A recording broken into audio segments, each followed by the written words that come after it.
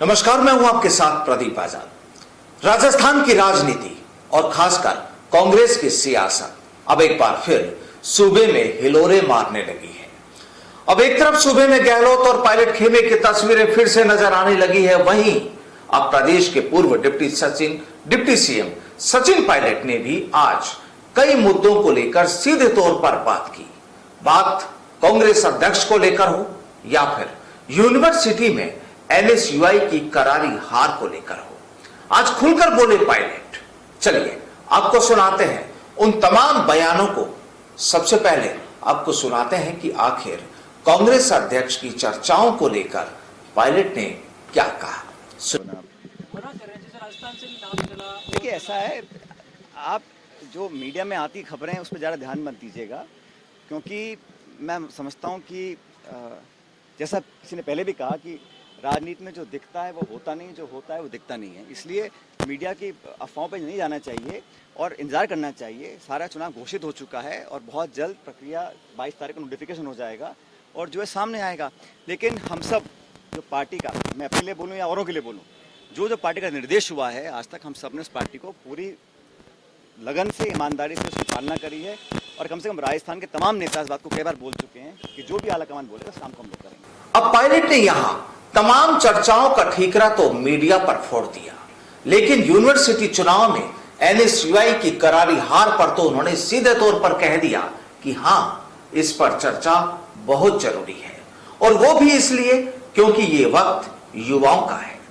चलिए सुनिए एनएसयूआई की हार पर पायलट की प्रतिक्रिया। देखिए, चुनाव जो हुए उसमें ये बात सही है कि एनएसयूआई को बहुत सफलता नहीं मिली। इस पर भी हम लोगों को चिंता करनी चाहिए कि कहाँ कमी रही, कैंडिडेट सिलेक्शन में, प्रचार में, या अपनी सरकार की कामयाबियों को, हमारे 4 साल के लगभग कार्यकाल को जनता के सामने हम कैसे लेकर गए या नहीं गए। तो नौजवान, देखो, इस प्रदेश का बहुत बड़ा हिस्सा है मतदाताओं का और देश में भी।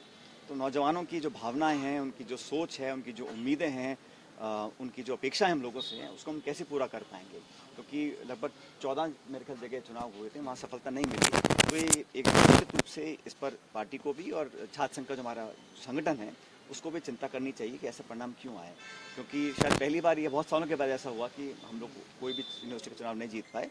लेकिन जैसा मैंने कहा, युवा इस देश की आने वाले भविष्य की एक उम्मीद है और उन युवाओं की सोच के अनुरूप हम लोगों को काम करना चाहिए, संगठन को भी, सरकार को भी। अभी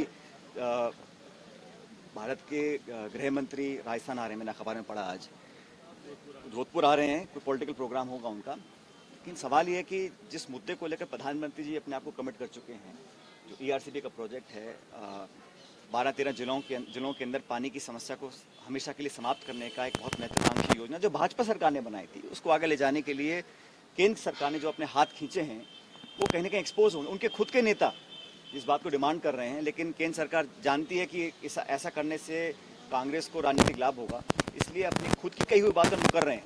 और जो कमिटमेंट था एक राष्ट्रीय योजना घोषित करने का, उसको भाजपा सरकार नहीं करी। मैं उम्मीद करता हूँ 10 तारीख को जब गृह मंत्री आएंगे तो वो ईआरसीबी को एक राष्ट्रीय परियोजना घोषित करेंगे, ऐसा हम उम्मीद करते हैं। बाकी तो आप आएँ, भाषण दें, अपनी पार्टी का कार्यक्रम करते हैं, कोई दिक्कत नहीं है। लेकिन जो आपके प्रधानमंत्री जी ने कमिटमेंट राजस्थान की जमीन पे किया था, उसको आप झुटला रहे हैं, उससे पीछे हट रहे हैं। ये बदनीयत मैं समझता हूँ जनता बर्दाश्त नहीं करेगी।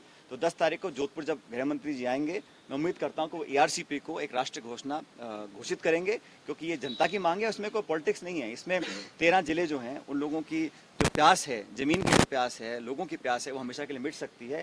और ऐसा नहीं है कि केंद्र सरकार ने बड़ी परियोजनाएं नहीं दी। अब जब आप बुलेट ट्रेन बना सकते हो, आप इतने बड़े बड़े स्टैचू बना सकते हो, आप हज़ारों करोड़ रुपये सेंट्रल विस्तार के लिए दे सकते हो, तो राजस्थान के जो 13 जिले हैं, इनके प्यास बुझाने के लिए सरकार क्यों नहीं काम कर रही है। और जिस गाय के नाम पर इतनी राजनीति बीजेपी करती है, आज लंपी बीमारी जो है पूरे प्रदेश में और अन्य राज्यों में फैल चुकी है, उसको भी इनको एक राष्ट्रीय आपदा घोषित करना चाहिए। जब गाय मर रही हैं तड़प के, केंद्र सरकार मदद नहीं कर पा रही है, राज्य सरकार पूरे संसाधन झोंके हुए है, फिर भी पर्याप्त मदद नहीं मिल पा रही है, तो एक राष्ट्रीय आपदा को घोषित करना चाहिए।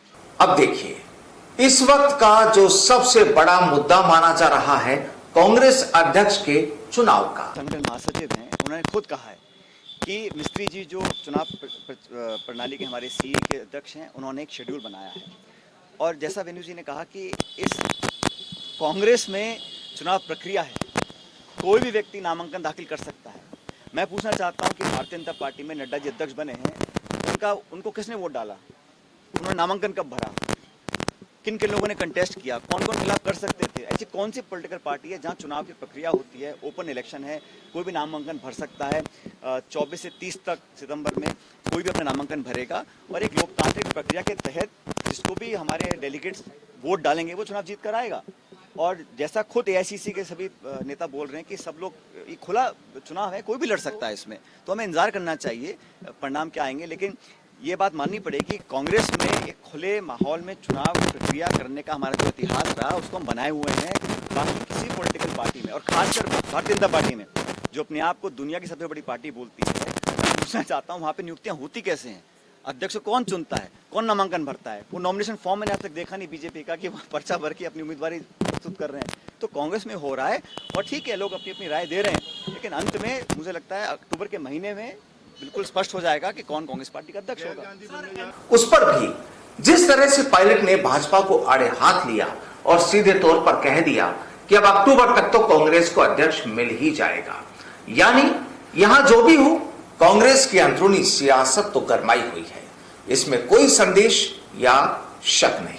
और ये सियासत केवल हिंदुस्तान में ही नहीं बल्कि राजस्थान में भी गरमाई हुई है।